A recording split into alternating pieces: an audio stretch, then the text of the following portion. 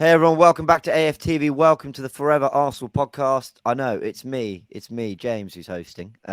Not Turkish as usual. We have Sharoy in the house. Welcome, Sharoy.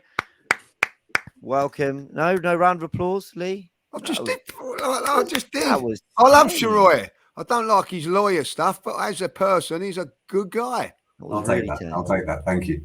Well, welcome, Sharoy. Look, guys, Turkish couldn't make it. Everyone watching, he will be back soon. We're looking forward to having him back, but Sharoy has filled in. So we're looking forward to this because there's a lot to talk about. I mean, the time of recording, it's been a couple of days. We've had to digest the Man City result, performance, what it means, everything that's come out of that. There's, of course, the Caicedo stuff. We've got to talk about that, the transfer window. How far should Arsenal go with this bid? It looks like they're willing to go even further than I ever thought they would. So we'll look at that as well. Touch on Lokonga. I think it's important we touch on, some of the players that did come into that game. Rob Holding, who did well. Lokonga struggled at times. I semi-passionately defended him on my fan cam on AFTV. And so I'd like to explore a little bit of that as well with everyone here. But let's get into it. Let's welcome Jordan. How are you, Jordan? I'm good, man. I'm good. How are you guys? Good. You texted us during I think it was, you put it in the group, maybe around half time or in the first half. You said all you could hear was Arsenal fans singing. The atmosphere was unbelievable. I'm glad that came through. It really did. Someone's at my door. Can I save that question and come back in literally 2.5 minutes? If he's not missing the game, he's missing the podcast. I'll be 1 minute. Oh my word. No, Sharoy, 1 minute. Do you know what? Just don't come back. Sharoy, you're up. Go for it. It was incredible. I know you and Lee were at the game, but I genuinely thought there must have been something wrong with the microphones at the home fans' end because it couldn't have been that loud. I know our away support is insane, but this was stark. It was noticeable. And the thing is, it doesn't surprise me, but they had a light show. They went all out for that one. For that I actually laughed. Carry on. No, I know they joke about the empty ad, and I know that Pep Guardiola had a lot to say, not about his away fans, but about his home fans. And I understand that they probably felt, the team that's top of the league is coming to town. We can't afford to go out of the cup. We need to evoke some sort of emotion or some sort of reaction from this fan base. So they've gone and done, this Olympic-style light show, and it really didn't work. It really didn't work. I don't want to throw any disrespect to the City fans who go to the Etihad. I'll tell you why I don't want to do it, because for years I'd go to the Emirates and everyone would tell me that the atmosphere wasn't great. Listen, it's nowhere near as good as it is now, but everyone would tell me it's rubbish atmosphere, and I said that's just not true. And then everyone who goes to Anfield, I think Lee, sorry for speaking for you, but you've said this before, that everyone talks about Anfield being an unreal atmosphere, and actually, it's not quite. So yeah. I always think people go too far one way or the other way, but. So I don't want to throw that disrespect to Man City fans because I think it can be overdone. But the one thing I would say is the light show really did surprise me. And on the back of what Guardiola said, the Arsenal have the fire, Arsenal they have everything, everyone put in the same direction, all that. It felt like, I saw the whole thing. They had their drawings of the players' faces popping up as they read the starting 11, and then the guy on the mic shouts, "And the greatest manager in the world." It's like you're trying to send a message here, aren't you? The whole thing felt like they were trying to say, "Arsenal are in town. Let's remind them of who we are." And I didn't get that from Man City. I know they knocked us out, but I didn't quite get that. Jordan, what was your take on all of it? I think you've surmised it really well. I think we have to realise that Manchester City are a club that are trying to be a club on the scale of a global club. Manchester City are a big club in Manchester. Yeah, they've got a fan base and all that sort of stuff, but they just don't have the gravitas that your Arsenals, your Chelseas now, your Liverpools, your Uniteds do have. So they have to generate that in a time of success.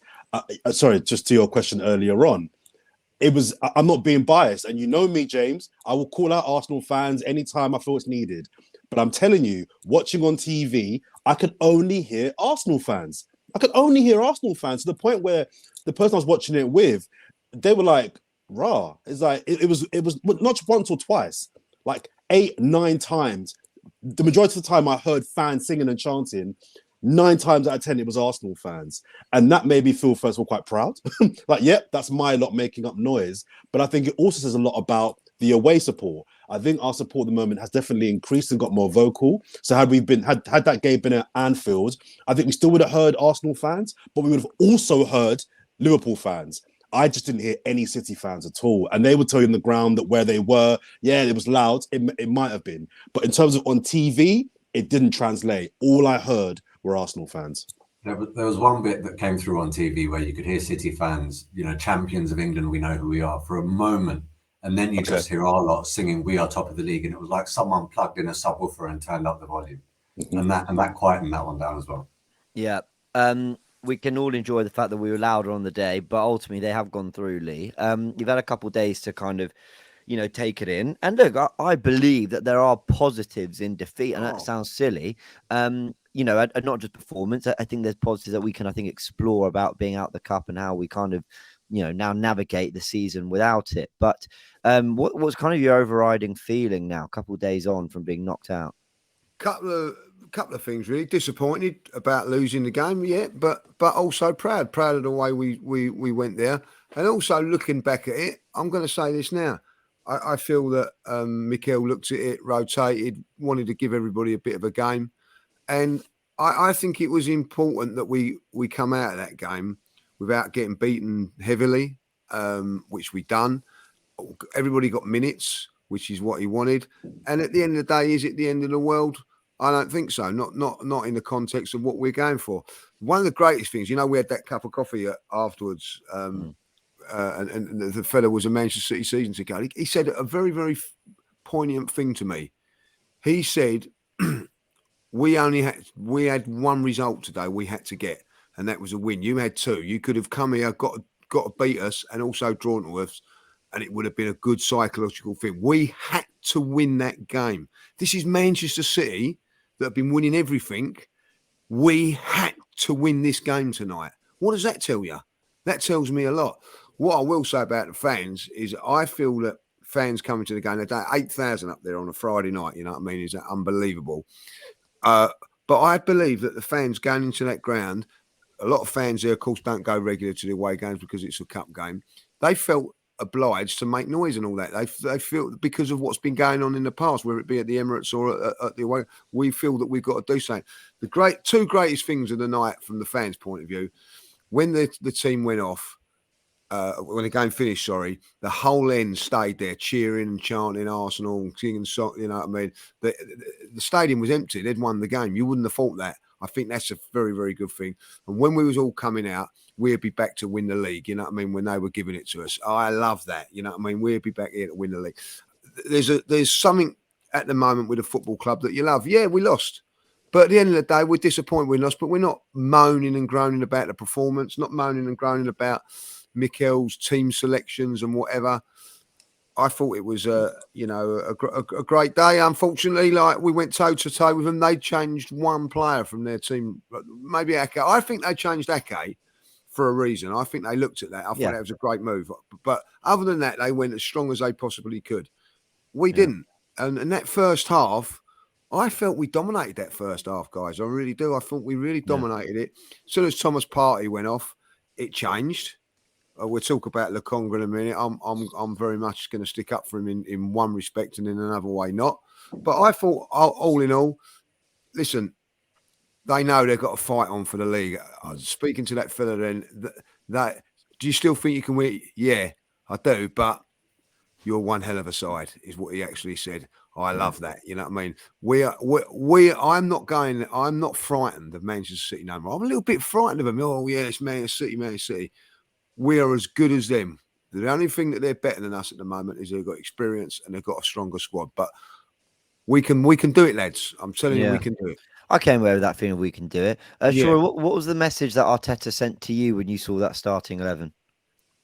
I'm going to be honest. I was disappointed when I saw the 11. Not necessarily because I felt as though Arteta was insulting the integrity of the competition or whatever. But I don't know. I'm assuming you've all seen the movie Gladiator. When I was waiting for that final battle scene where you had Maximus and Commodus, and I was deprived of it because Commodus stabs Maximus in the back, I'm thinking, oh no, it's not going to be what I wanted. I wanted this to be an epic message. I wanted this to be the FA Cup tie that it could have been. where both sides were going at it. They were basically full strength. We got indicators of what could happen in the league. We could have gone through, but that's just me being a really emotional, perhaps slightly naive fan. I think the manager probably did the right thing, played the percentages and realized, okay, you have to keep your entire squad happy to have the cohesive environment that is causing the team and the club to thrive. Yes, you only do that by giving players the minutes that he actually said pre-match that they deserve. That's why I rotated them. So Lee was bang on when he said, I felt like he did that to give players minutes. It's exactly what he said. But it's also, if you're looking at this league like a game of poker, he played the percentages a bit. He probably sat there and thought, okay, if I rotate heavily, we probably don't get battered because I still back my second 11. We might even nick it. If I play my first team and this doesn't go according to plan, this could have psychologically catastrophic implications for the important competition, the Premier League. So Arteta probably gets it right in that sense. But my personal perspective, I wanted to see a heavyweight punch for punch, classic FA Cup tie. And for me, look, I was invested in the game because it was Arsenal, but I can imagine the neutral watching that match and thinking it was actually quite dull. It was very tactical, very sort of, okay, let's pull this player out of position here and let's see. That's what it was. And it was the minds of the managers sort of being conveyed through their teams. But it certainly wasn't a classic FA Cup tie by any means. I had far more fun watching Liverpool and Brighton today. Yeah, another big upset. Jordan, what did you kind of make of the starting 11 and the performance that followed? I was okay with it. I didn't have any massive objections towards it. It was probably a bit stronger than I thought he was going to go. And on the last pod, we were talking about our 11s, and I thought my 11 was quite strong, but he went a little bit stronger. And I wasn't mad at that. I thought he played it really, really well. And bar the result, and I accept that the result is quite important.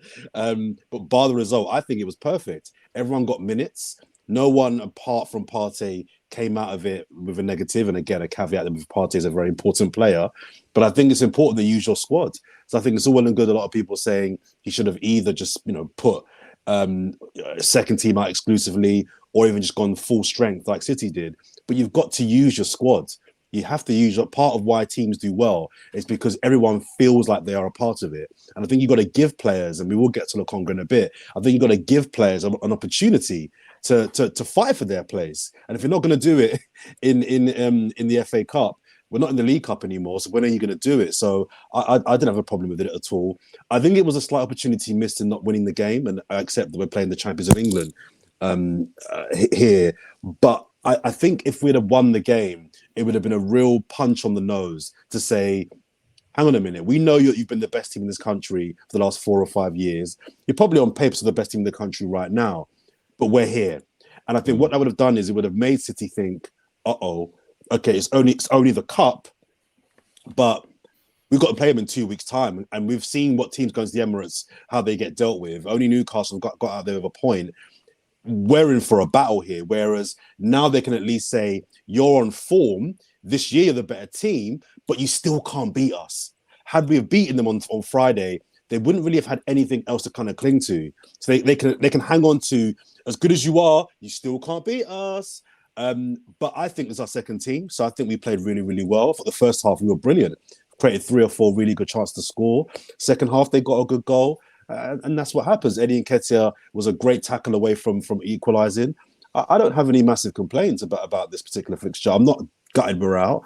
I think I saw enough in that match to make me believe that when you put Ramsdale back in, when you put Saliba in from the start, when you put Martinelli back in, we'll more than match them in terms of the 2 games we've got against them. So I'm cool. Very quickly, I think part of my frustration comes from the fact that there wasn't a single minute in that game when we did have our full first 11 on. It was always, if Martinelli came on, then Saka came off, or if Partey came off, you had Saliba on, but you couldn't have the full team on. Zinchenko comes on later. I accept that may well have been because of what happened with Partey and the fact that he had to come off at half time. But I would have loved just maybe 10 minutes of our first 11 on there to see, all right, now let's see what we can do. Because even when Zinchenko came on and Martinelli came on and Saliba came on, we look good. And City were on the back foot for periods of that game, and they thought, okay, we're not quite sure how to react here. I'm just trying to imagine what would have happened if we had all of the big guns on at the same time. Don't you think that was Arteta sending a message, about the way... We'll see that in a couple of weeks. Sure. Well, exactly, but also the way Arteta wanted to manage his squad throughout it, because you're right. Okay, who isn't a starter that was in that 11? Turner, Tomiyasu, Holding, Tierney, Vieira, and that's it. Trossard. Okay, so kind of six Trossard. changes basically. But then, and I actually called this. I'm going to give myself some credit when Odegaard was warming up, and I took my brother. It was his first away game. He really enjoyed it, and we kind of thought, okay, here we go. Odegaard's coming. I said, don't be surprised if Saka coming off though, and that's exactly what happened. And Vieira moved out to the right. So Arteta was willing to move the pieces around, but he was never willing to really go the full way. And I sort of know what you mean. I think he only ever really wanted to give Saliba half of football if he had to. And I think the Holding yellow was a part of that. Yeah, Jordan, you're not sure? Yeah, no. I hear what you're saying, but I wonder if Arteta's mindset was, I want to flex a little bit and show the City team how far my team have come. But second of all, just use it as a tester, because Saka didn't have a good game. So if I'm Arteta, I'm thinking, okay, I now know what I need to do to get the better of Ake should he play in the league game. So there's lessons there that I think he picked. I think he might have treated it as long as we don't get battered, there are learnings here that we can prepare for the league game. I think we win the game in the league, the home game. So I think a lot of that confidence comes from me seeing little things here and there. A big thing was Haaland. Let's not forget the best striker in Europe this season so far. We've not played him yet. So just seeing how do we deal with Haaland? How do we deal with De Bruyne and that link up? And I thought we did a really good job. So despite losing, I think those small things were things that make myself thought, okay, we're out the cup. We don't like to lose any single game. He's a bad loser. But there are lessons that we can actually work on for the next 2 weeks in preparation for that game in the league. Also, which is a good point, guys, let's take some positives from this. The two fullbacks, Tierney and Tomiyasu, were excellent. Mahrez has been ripping up this the league in the last few weeks, hasn't he? Look what he done to Tottenham. He hardly got a kick. I didn't even know he was playing. Tierney marked him out of the game. Defensively, very, very good. Tierney, never got nothing. I've never seen Jack Grealish a little bit temperamental, moaning at the referee and all that. I've not seen that from him. I think that there was a lot of positives from our defensive performance. You're dead right, Jordan, what you're saying there about Haaland. People say stop his supply. Well, he had enough supply in that game, but we just bullied him a little bit. I thought it was a real good confrontation, him and Holding in the first half. And then Holding did really well, may I say? Before the yellow, Holding really good. On that lead, do you think? Because I think I had a bit of PTSD with Holding and Son from last year, and the kind of man marking job that Holding did on Son. I thought it was a disaster. Son absolutely had him in his back pocket and played him like a fool. And I wonder if Arteta is telling him against these key men, Holding, when you're in, I want you to get tight because you're not quick. Yeah. So do you know what I mean? I wonder if that was a tactic. In the cup final, he was like that against Costa. Do you know what I mean? I think he was. I think Holding is more. If it's big and physical, I think he's more happy with that than someone like darting in and around him, And I thought he'd done okay. And listen, Haaland's no. Shrinking violet when it comes to those things. He puts it about and all that. But I'll tell you another little thing on that. He faked an injury when we was on the break. You know what I mean? Pretending he had a head injury when we was on the break. Those little things. I've not seen Manchester City doing that against any other team. I didn't see them doing that against. I've not seen Grealish being very, very. I was actually disappointed with Grealish. I really like Grealish, but kept moaning and whinging all the time, you know what I mean? Why? Because he's not getting his own way. De Bruyne, I didn't even know he was playing. I've watched him over the 4, 5, 6 games before, thinking, wow, what a masterclass of performance. Walking home going, wow, what a fantastic player. I didn't say that about him on Friday night. I thought he was quiet. So there is a lot of positives to take from that game, even though it wasn't our side. And I feel, do you know what? I'll be honest. I'll take a draw against Man City on Thursday. I was saying when we play them in a couple of weeks, I'm going to be disappointed if we get a draw against them. I think we can take them and take them out. You know what I mean? And I'll tell you what's another good thing. I've been with a few Spurs mates today playing football now. They reckon that they're going to beat them next week. They reckon that they're going to beat them, Tottenham Hotspur. So why are we? So the fact, we've got to get this into our thing. peacock mentality. Let's put our chests out and let's take this team But that's out. but Take that's them what I out. liked, Lee. That's what I liked Come about on, the way Lee. I love it. I love it. I want you in the dressing room. I Yeah. feel like when Stuart MacFarlane was called up. I think Lee Judges. I fucking love this football club. Yeah. I This wanna guy's see been here that. for 70 years. He loves Arsenal through and through. Yeah. Do it for Lee. All I'm right. in Do away it for every Lee. game. Herbert Chapman was my first manager. But that's we as fans need to, and I'm going to shout out Aston, who's been coming on the AFTV fan zone and really trying to rally the troops as well, saying get behind this team and believe it can happen. But the way Arteta approached that game, even with Rob Holding coming in, even with Vieira in for Odegaard, the way he approached that game with the man-for-man job that you touched on there, Jordan, I thought was unbelievable. Listen, I know we lost. Any City fan watching this going, how you also? I know we lost the game. But it was the way we made that many changes and were still able to stifle Man City's game, style of play, their possession-based football so well. There was a moment, I actually tweeted the photo where I highlighted which defenders were where. We were defending a throw-in. Patini was in central midfield on De Bruyne because that was the job he had to do. Gabriel was out on Mahrez, Holding on Haaland, Tomiyasu out on Grealish, and then it was up to Xhaka and Partey to pick up the other two midfielders dropping in. And it was just, I'd never seen anything like it. I thought and what Arteta was clearly saying to the players was, I back you to win your duels. I back you to win. And 9 out of 10 of them, they did. They were brilliant in their one-on-one duels. And for a lot of the game, it wasn't just a case of last-ditch defending. The old, they get a block in, it's yes, well done, superb defending. This was a lot of preventative defending before it became a problem. Arsenal were very proactive, and I really love the way Arteta approached that. And hopefully he's taken some confidence and gone, cool, let's do that now at the Emirates with an even better team. Well, on that, let me ask Sharai, bring you in again. Did the better team win?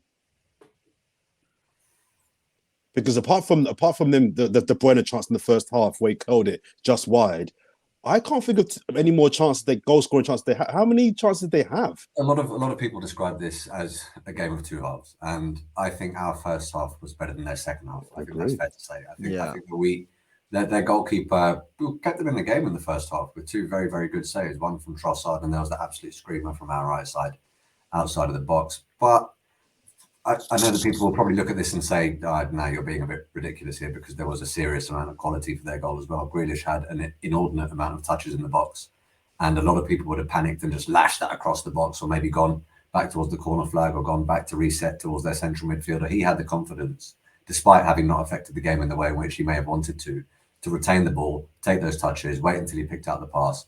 And that's a very, very clever finish as well. I mean, absolutely no blame on Matt Turner there. And so I'm sure City fans would say, "Yeah, mate, you probably did have the better first Lee half." Judges doesn't agree, may I say? Well, okay, fine. I mean, I think City I'm with fans you, Sharoy. I think City fans would say, "Well, quality tells in key moments," and that was a key moment, and the quality told. It's a good question. Just before we go into the goal in the second half, quickly. Yes, I agree. Our first half was slightly better than their second half.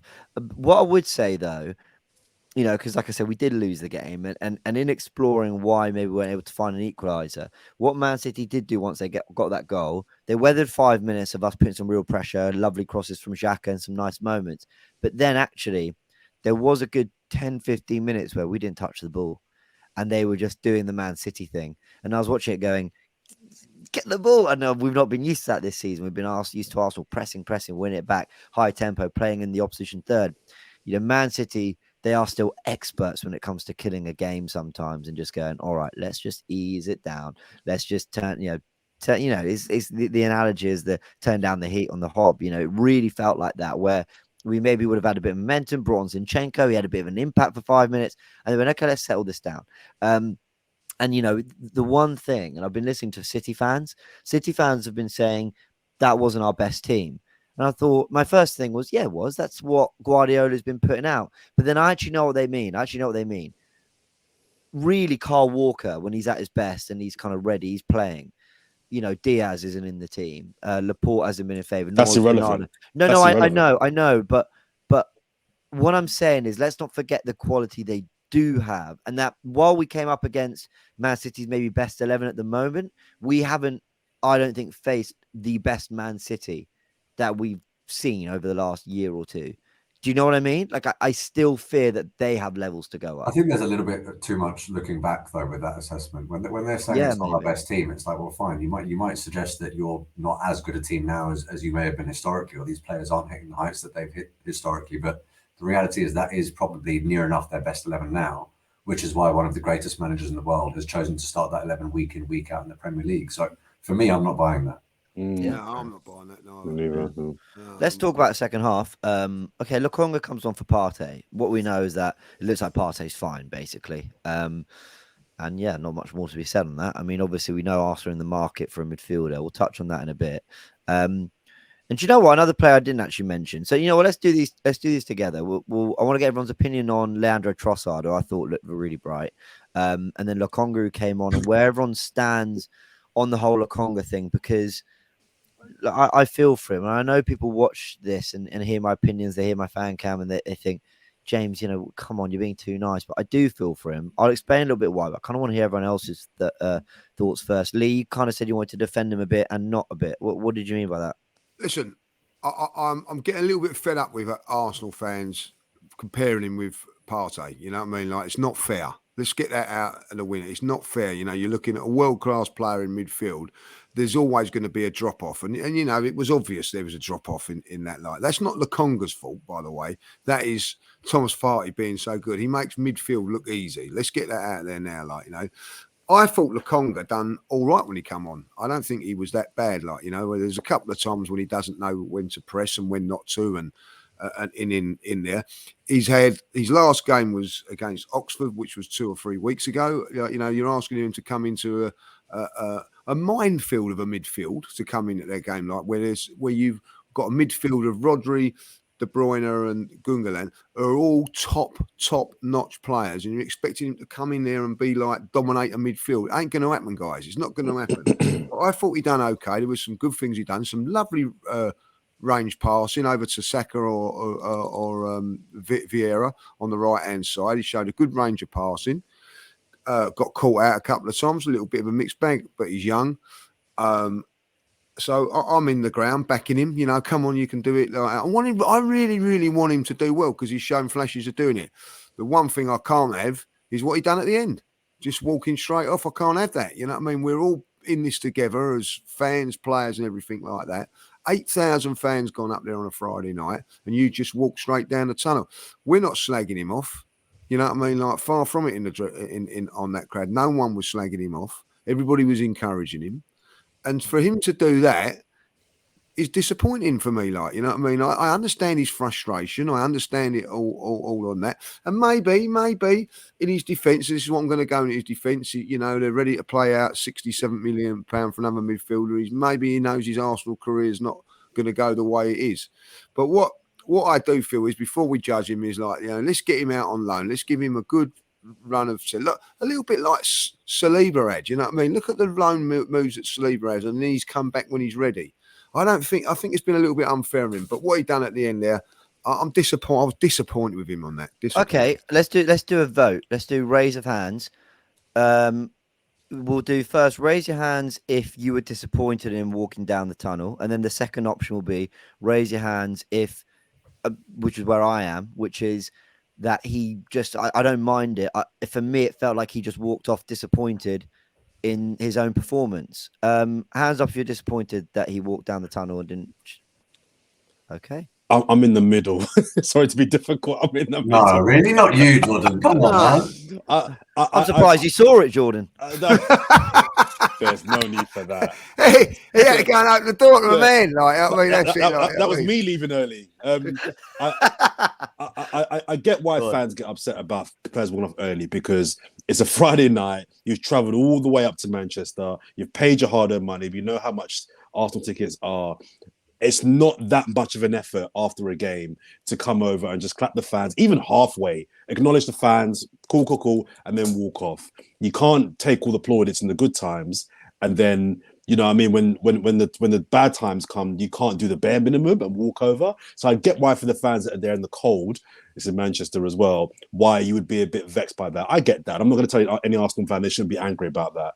But at the same time, I do think there's a little bit too much anger towards players that that do that. And if I'm to give him the benefit of the doubt, I'll probably lean towards James and say that he probably disappointed. We didn't win the game. I mean, that's a trait I kind of want in my players. They're angry we lost a game against one of our rivals. And maybe he just didn't get the cue from the captain to kind of say, come on, guys, we're all going over. Again, counts that again by saying, should he have to be told we're going over? He should just want to thank the fans, win, lose or draw, and then go. It's not a big commitment to have to go over to the fans and say, thanks for coming. But I think he's disappointed himself, Jordan. I think regardless of the result, I think he walked off because, he's 23 years old, I think. We forget that's still very young. I know for a footballer, that's, coming into your prime years or sort of, between 23 to 29 or whatever. But, it was a big move for him, coming from Anderlecht to Arsenal. And what's he got around him? He's got a team that's thriving. He's got young players that have thrived in this team, thrived under Mikel Arteta. And it's not quite happening for him. And then there's, rumors of a move to Monaco or bids being rejected. Then you see bids for Caicedo coming in. He's probably just really struggling. And I kind of feel for him. It's his dream, to make it work. And I kind of hear that, but this isn't about your ability, your performance. It's about manners. It's just about manners. No matter how poorly you played or how upset you are that it's not quite going through at the moment. And you might be a bit embarrassed and be a bit sheepish about it, but it's just manners. The fans have come to all that way to find out to come and watch you play football, paid their money. They've got to travel back on, transport that's not going to be as luxurious as yours. It's just manners. Just go and say, guys, sorry we didn't play well. I didn't play well. And just walk off. Sure. I just think psychologically, he would have seen that game going a particular way. Exactly what James says. You look at the young players thriving around him. You look at how special it is to be a part of this 11. He gets to put on the shirt. He's playing at the Etihad against the best team in the country. And he has such a shocker that his captain gives him a full-on dressing down in the middle of the pitch during the game, has to turn around and commit a foul just to buy himself time to have a go at him again for being out of position, right? So that really can damage an ego. So I'm sort of with James in that. I think he was actually relatively ashamed in himself and wanted to get down the tunnel. The reason I don't agree with it is it's a privilege to come and address the travelling Arsenal fans, and it's also something that he should have been looking forward to as much as playing in the game. If I can enjoy that level of football as an Arsenal player and put on the shirt, I also surely want to be able to enjoy my travelling fans and celebrate as a member of the first 11, which is something that I rarely do. But parking all of that for a minute, all of that, Sambi needs to understand that none of this is irreparable. If Granit Xhaka can throw his shirt on the floor and tell us to F off as the captain, Sambi's done nowhere near that. And if Sambi starts talking on the pitch with his football, all is forgiven. He's nowhere near that level. The real concern is how are we going to get him there? Because it's not as if he hasn't had opportunities. People used to absolve him and say, yeah, but when he used to play, he didn't really have proper players around him. Well, he basically had a first choice back four. He had Granit Xhaka next to him, and he had a very solid front three eventually with Odegaard on as well. He had a good team around him there. Is it going to happen? I don't know. I can't see into the future. When it comes to that young crop of player, I certainly think he is unfortunately the one that's lagging behind. I think the other reason that is weird as well is that it's not like he had to address a vociferous or angry Arsenal fan base. If he had to go into the Arsenal fan base that were booing and angry and chomping at the bit, again, I still think you got to just, bite your lip and just get on with it. But the Arsenal fan base were in good voice. They were positive. So that's the time when you, on a defeat, that's when you want to go and address the fans. Because, you know what, we lost. The fans are cool. The fans were not, from what, you guys were there, but the fans weren't, from what I heard, angry and fuming. You guys lost 1-0. You're rubbish. The fans were unbelievable. Yeah. Unbelievable. The fans were there to send a message to the City fans, which is we believe we can win it. And we're going to make that known. Sorry, James. The other thing that's disappointing for me is, you talk about his disappointing with his performance. The last two games we've won, all the players have come over, coaching staff, and him that hasn't played. Not played, what I mean? Would he be disappointed of not getting on? But he was celebrating with it all and all that. I also think that when you win games, right, that's it's easy to come over and celebrate and everything and be with the fans and all that. But you got to do it the other way as well, because otherwise it's shallow. It's not as it should be. You know what I mean? I did make that point, Lee, about 6 minutes ago, but I know I talk a lot, so maybe you zoned out for a second. Fell asleep. You probably did. I'm just saying, it's easily done. I'm just saying. I get that. I know what you're saying, but I just feel like, I was getting to the point is that, he would have been surely if you're a player and you're at Tottenham and you'd see all that going on and you haven't got on, you'd be disappointed. You know what I mean? Like, but he was still there celebrating and No, but I think that's showing good emotion. though. No, I think it's good that he's celebrating with the team. You know, when we've won the North. Yeah, I know. I'm saying, I think it's fantastic. You know, No, what I think it's a good point you made there. Yeah. But Well, do it when you lose. Lokonga, the player, there's a player in there. There is a player in there. Yes, there is. And you know, I don't really want to sort of keep going on the Lokonga thing. But I think just on a final positive, I do think there's a player in there. I do. I think he needs a run. He maybe needs a loan. He maybe needs to get his confidence back. I also think, you're so rightly. It's like, oh, by the way, I know you're not really a number 6. We kind of figured this out last season. That's why we offered El Neni a new deal and brought him in for the end of the season. But could you just do a job in probably one of the hardest positions in our current system against the world's best? It's like, you're right. It is a tough ask, and he still showed a good range of passing. And whenever I look at him, I think I can see he's neat on the ball. He's silky. He's got something. I think last season he had performances in games where he, looked very comfortable. What he lacks for me is a degree of urgency. Now, when you're watching a team that is all about press, chase, even holding, who's not the quickest, chase, win my headers, get aggressive, get stuck into Haaland.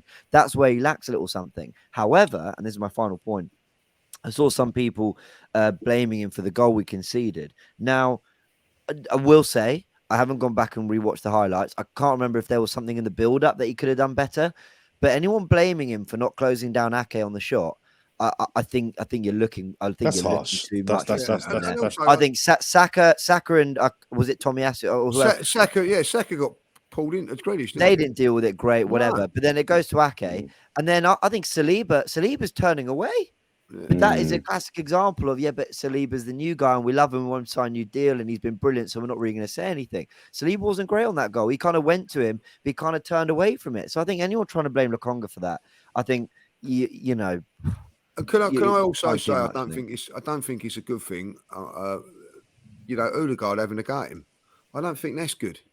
I don't mind that, actually. No, if you know a kid is struggling with a bit of confidence, the worst thing you can do is do that. You know what I mean? Like, I know you're probably a little bit frustrated, but there's a time and a place to do that. And I felt like, the kid's struggling as it is. We've all been there. I've played football like and you lose a little bit of confidence. The last thing you want is someone shouting and screaming at you. Especially one of your better players. They come, say if you've made a mistake, don't worry about it. You get the next one right. Do this, do that. I just feel. How long have we called for a captain that has? I was just going to say, and also, I'd like to think, Lee, that I trust Odegaard knows him.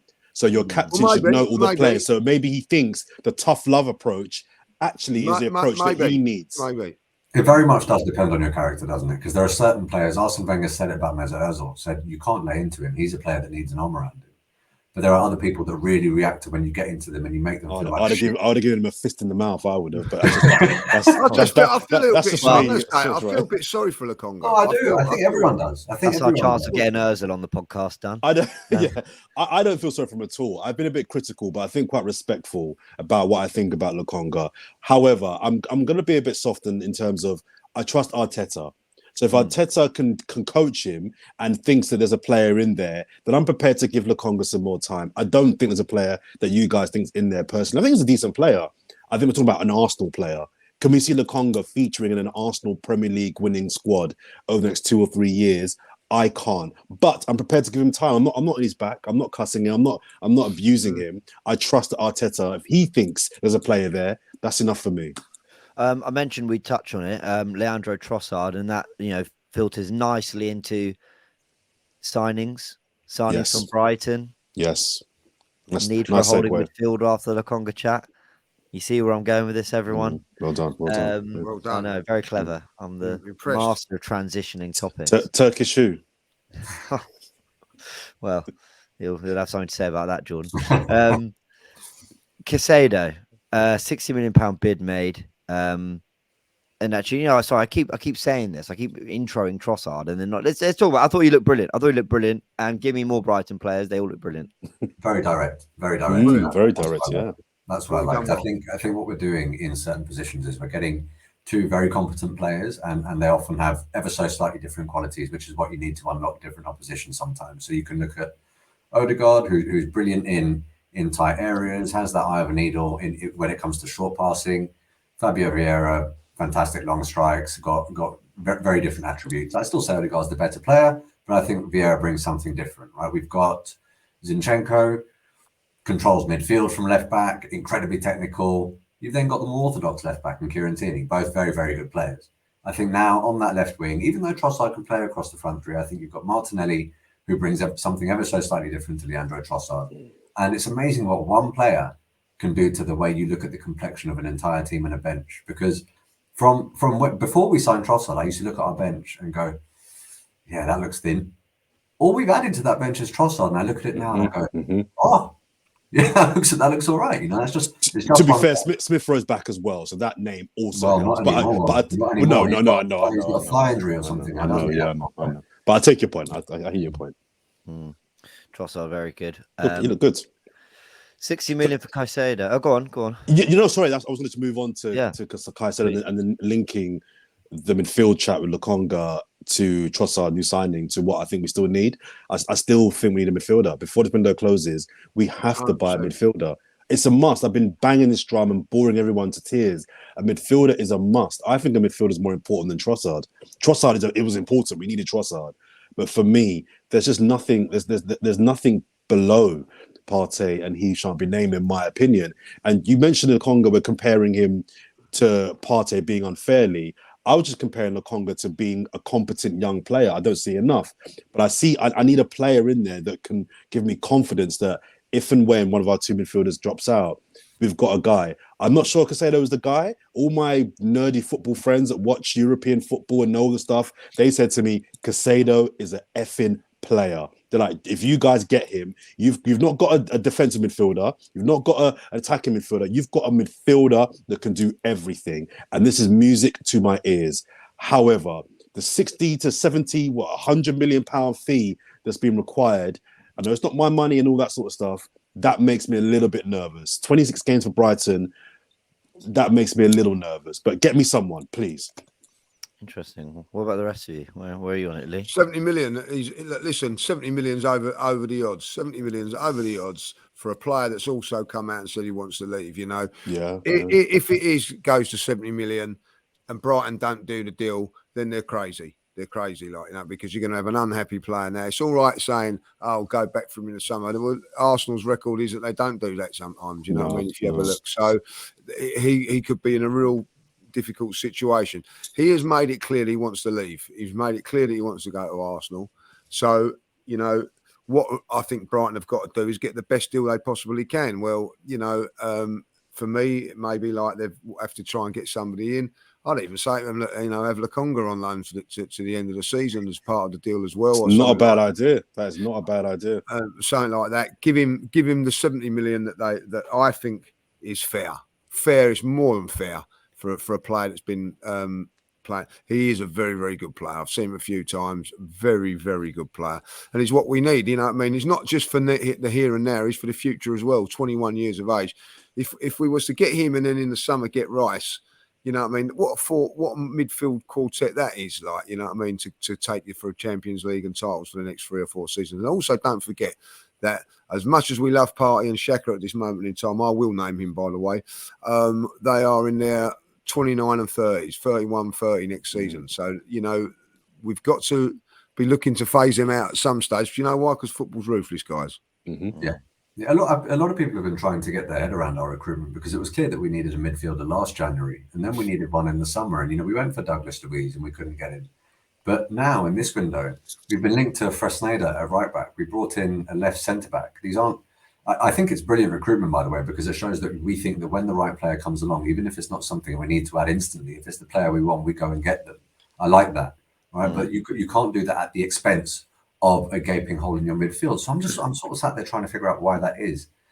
And Chelsea need a midfielder in that position. Liverpool need more than one midfielder in that position. I think even Manchester United would probably say they want an upgrade in their backup, not necessarily in their starting defensive midfielder, because we all know who that is. There are a number of teams who want that midfielder. So I'm coming to the conclusion now that the reason he's so expensive is because there just aren't that many of them around that can elevate these teams. So if I'm in a desert island and I've got the last bottle of water and I know you've got a lot of money, I'm charging you for that last bottle of water. Which is why Brighton are saying, nah, if you want him, pay up, because there aren't that many of these guys around. You know, that's the reality of it. We paid, just for perspective, I know it was a few years ago, we paid less than 45 million for a 27-year-old Thomas Partey from a Diego Simeone Atletico Madrid. And we're now talking about looking at 70 to 80 million for a 21-year-old playing under De Zerbi at Brighton, mate. It's a very, no disrespect to De Zerbi or Brighton. I think they're fantastic outfits, but the two are incomparable in terms of European pedigree. It's insane, but there aren't that many of those guys around. So if we know that, and if we know it's a place, that a position that we have to address, I'm sorry, but in this market, when you've got Todd Bowley spending enough to buy a small private island in one transfer window, you've got to pay up. But I would challenge that, because I just don't believe there's just one player in the world. Same. You know, Same. I just don't believe that there isn't a brilliant all-action midfielder in the Bundesliga or in Serie A, or, you know, just, I mean, Football Manager throws up a few for me when I'm doing my searches, but, you know, just there's got to be someone. And, you know, I kind of know what you mean. Like, you know, the in terms of someone that you believe is going to go and have instant quality, especially when you're chasing a Premier League title, yeah, okay, then that definitely narrows it down. But, you know, Caicedo wouldn't start for us, you know, with a fully fit team. That's the crazy thing. You know, with Mudryk, as much as I love Martinelli, I was seeing a player that I thought, I can see how he's going to push someone in that front three and maybe win his place in. But with Caicedo, I don't know that even if he's absolutely storming it, that he gets in ahead of a fully fit and firing but that's okay, because the way the modern game's going, and Chelsea are showing us this by buying a player every 3 minutes now. City have got players that, I mean, up until recently, Grealish was 100 million. He didn't start. The modern game is showing us that you have to have those big name players who are also good on your bench. Not just because you cost 100 million, that doesn't guarantee you're going to start. So I think if we're going to tool up now for the next 2, 3, 4 years, we need to get to a place whereby our £80 million signing isn't a guaranteed starter. Do you know what I mean? But over any other options, I'd be amazed if we somehow got some Fourever Arsenal special access to behind the scenes Arsenal scouting. We walk in at London Colney and go on, show us your list of midfielders. Just the one. I look at it like this, guys. You know, I look at it like this. Our front three. How much does that cost? yes, Not very 6 much. million. Not very much 6 at all. million. Yeah, 6 million. 6 million it's cost us, like, you know what I mean? So, you know, if you're going to spend 8 midfield player, like, you know what I mean, you know, you haven't spent nothing on the forwards. All right, you've got Jesus there, like, but like it isn't, you know, like, you've saved money. Saka's saving you a pile of cash. Martinelli's saving you a pile of cash. Eddie's saving you a pile of cash. You know, Gabriel, by the way, you know what I mean, is saving you a load of cash. You know what I mean? Like, wasn't a big signing, like, you know what I mean? So, listen, when it comes down to it, anybody now questioning Ben White's £50 million? No, I ain't no more. You know what I mean? Because you know what? He's in the team and playing really well. Once you're in the team, you know, it does. We paid over the odds for Ben White, by the way. Let's not get that. Let's get that right. We did. Probably paid 15 million over the top. So what? Sorry, go ahead. No, you go. I was just going to say it's not always the best metric, but Transfer Market has Caicedo valued at under 40 million right now. So you can see the amount that we're overpaying in approximate terms, right? But the reason, going to James's point as to there can't only be one, there definitely isn't only one. But this is January. There are far more available players in the summer, but this is a crucial position, and it's late, and everyone knows you need a player, and you've been on the hunt for one for a number of windows, and people know you have money because you're about to drop the bag for Mudryk, and you didn't spend anywhere near that to bring in Trossard. I know what you mean. So it you is. May as well get the best bloke for And at worst, because really, Declan Rice would be, wouldn't he? But we ain't going to get Declan. We can't get Declan Rice until the summer. You know even that Zubimendi. Zubimendi says, "I don't want to go right now." You know, there are players that just don't want to go right now. At worst, you're paying for a 21-year-old, and it's fantastic succession planning. At best, you're playing for someone that knows the Premier League and can get you over the line without having to acclimatise. I like. No, go on, Jordan. Sorry. I'll say to Sharoy's initial point there about what transfer market value him at. I think there's a difference between overpaying and then this. I think everyone accepts you've got to pay a little bit more. Harry Maguire United still blows my mind. People say United overpaid a little bit. They paid double, arguably double what I think he was worth, and that's being kind. He wasn't a £40 million defender. At the time, they paid 80 million for him. So I think there's overpaying, which I think you accept you're going to have to do if you're a top club. But then there's paying what? Being silly. 80, 90 million. That feels excessive. But equally, like you say, if you want the guy, and this guy can be the difference between finishing first or second, maybe bite the bullet.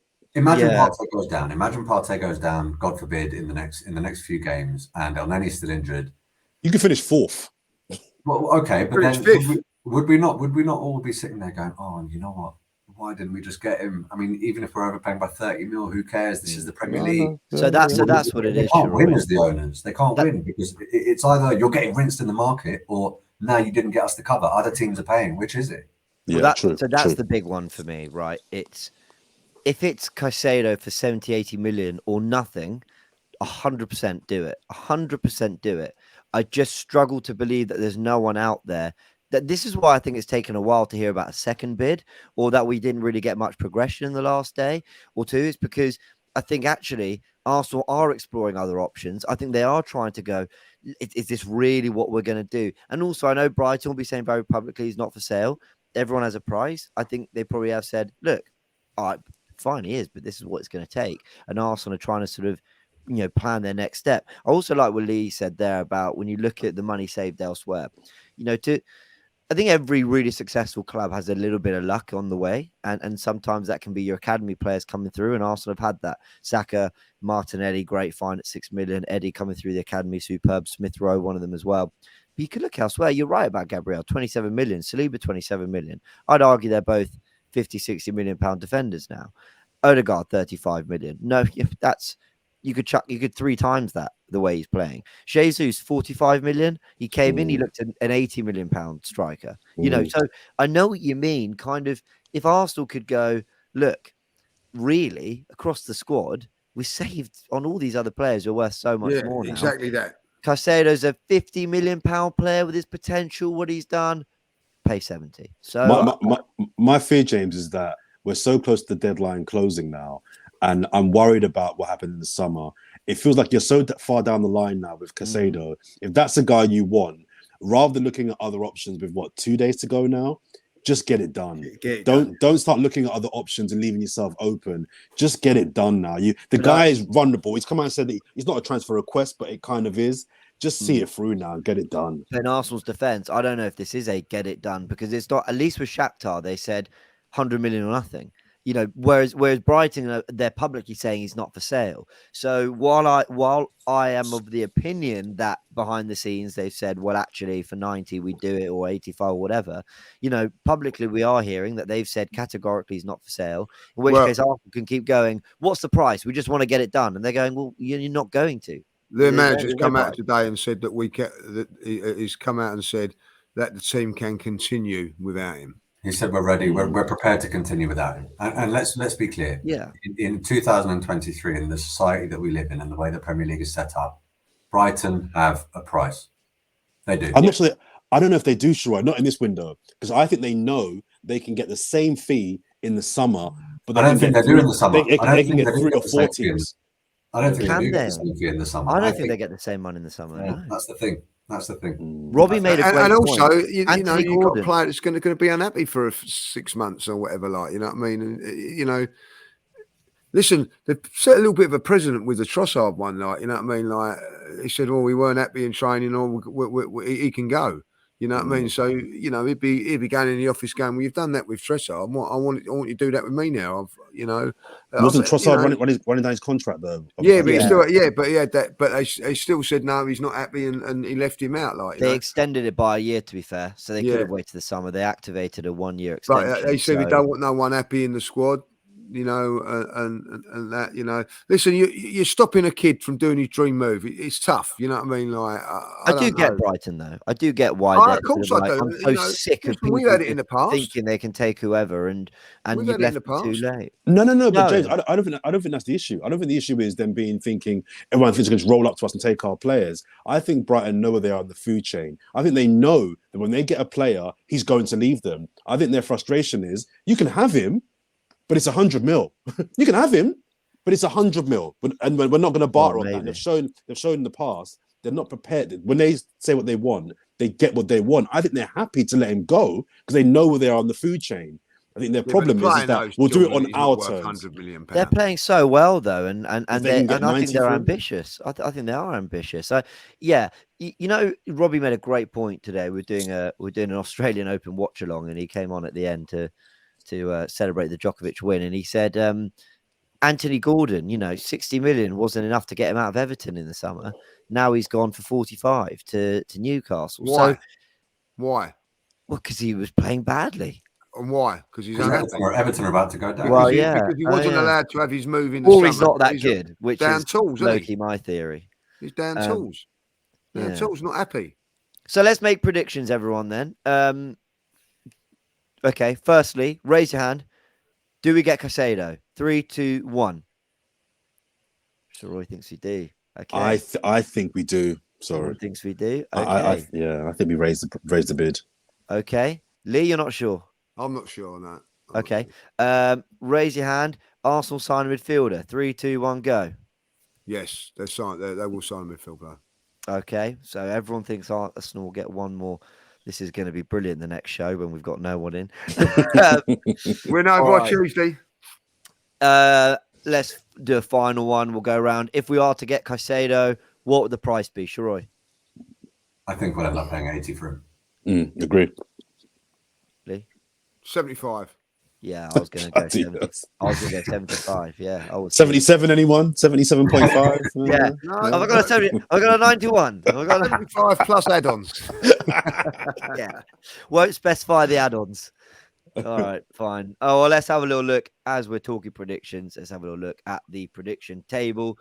I believe it was Turkish and Jordan who backed a Man City win, and they were spot on, but they both went for a 2-1 and a 2-0. I'm coming for you, Lee. I'm coming for you. I'm finished. What did you go for, Sharoy? Like, what did you think? I thought we were going to end up with a replay. Yeah, we nearly did. We nearly did. I think that would have been a fair result. Just quickly back on that game. As it happens, you know, I think so too. I'm going to be really honest. When I see the team, I was kind of. Another point in front of me. I did think that, like, you know what I mean? I wasn't. No, but I thought he'd go stronger. I thought Saliba would play. I thought it might be a little bit strong. I thought we were going to get a draw out of it, but hey ho, I'll have to get the prediction right next time. All right, comments of the week. Who wants to start things off? Everyone wondering about predictions. I believe there's another show this week. We will confirm, and if I'm wrong on that, then I am the world's worst. You're fired. And we will just let you know via socials what we've gone for. But let's go comments of the week. Who wants to kick things off? Shall I go first? Because I reckon you might all have this one because I think it's probably one of the best ones I've ever had.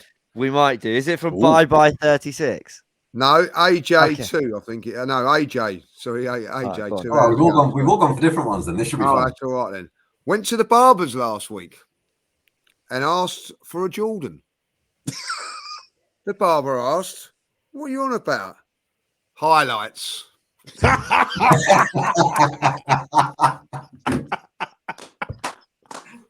Classic. That is amazing. That is amazing.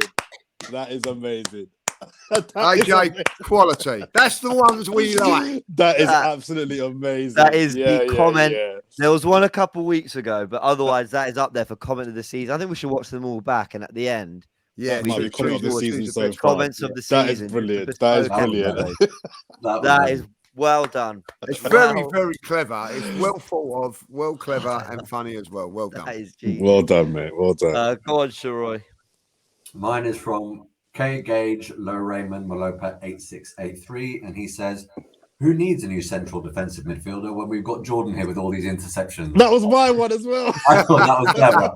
I thought that was very clever. Very clever. That's another good one. That's another good one. I love that. That was my one. That is superb. I had a second one though that I wanted to add as well because there was a few people that commented saying I was being harsh on Eddie Nketiah and I was, contradicting myself. I just want to be very, very clear. I wasn't slagging Eddie Nketiah off. All I was saying was that previously my request of him was to score against the team from 7th down. That was, I thought, his level.